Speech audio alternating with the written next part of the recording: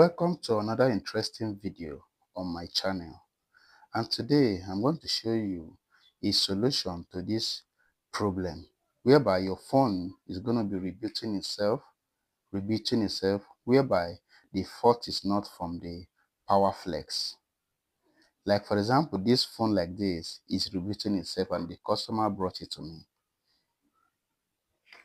If when you switch it on, it's going to be rebooting itself as if the fault is from the power flex. Now, looking at this power flex like this, all of them, the volume up, volume down, and the power itself, you will see that all of them, they are all in good condition. There's no carbon or water damage or physical damage, as you can see. There's no damage on them. So you see that the phone will be like this and it will continue rebooting itself. You can see it's rebooting itself. Normally, this fault is normally from the power flex, but in this case, it's not from the power flex. So what could be the cause? Now, I'm going to show you how you can solve this. Now, this fault majorly, like this, since it's not from the power flex, you can see the power flex is okay. It's in good condition. There's no physical damage on the power flex. So this particular issue is from the battery.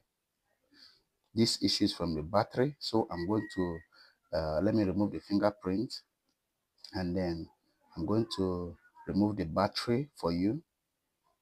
I'll remove the battery. Let me show you. It's still rebooting. You can see it's still rebooting itself. So now I'm going to remove the battery, and then I'll show you how you can fix this right away. So now I'm going to use my picker. I'm going to use my picker, or you can call it tweezer, as some people call it. So I'm removing my battery now.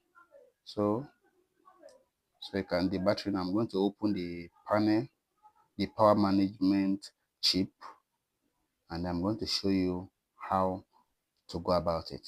So opening it, be careful so that you don't allow any part of it to breach, or break away any capacitor or resistor from the management chip. So now I've opened the management chip, so you can see. Let me zoom it. So now you're gonna see, you see that there's a resistor here. There's a resistor, as you can see here. You can see a resistor. Every battery, they have this resistor. This resistor, they have it. All batteries, whether it is a keypad phone battery or an Android phone battery. So what I'm going to use, LED. Use LED. Apply LED to the both side. And then you are going to bridge it. You are going to use your LED to connect from one end to the other. Yeah, it's like this. Connect it like this. So now I'm going to ensure the soldering is well okay. So you connect it very well. Let me use my picker to adjust it, and then I'm going to resolder it very well. So like this, now I have connected the resistor directly. That resistor here is faulty. That is why the current is not stable. It's going and coming. That's why the phone is fluctuating like that. The phone is going off and on like that. So by the time you have connected it like this, now your phone, the current will now be stable. Supply is stable current, and then it will work fine. So now let me couple back the phone now. Let me put the battery now for you. I'm going to test it now for you to see. So now put our battery. So we're going to power the phone on now. Let me power the phone on now for you to see, and you see that it's not going to disturb you anymore. So the fingerprints, connect the fingerprints also. So putting the clip. So now I'm going to switch on the phone. I'm going to switch on the phone for you now. So as you can see, you're going to see that this phone is working perfectly now. No more restarting, rebooting, and so on. So you see, it's booting well now. The phone is booting up now.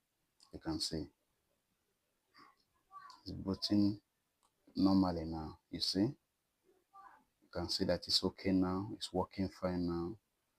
I'm I'm going to press the numbers for you. You can see that it's working well. This is the emergency panel. You can see everything is working well now. So please ensure you subscribe to my channel, and see you in my next video. Thank you for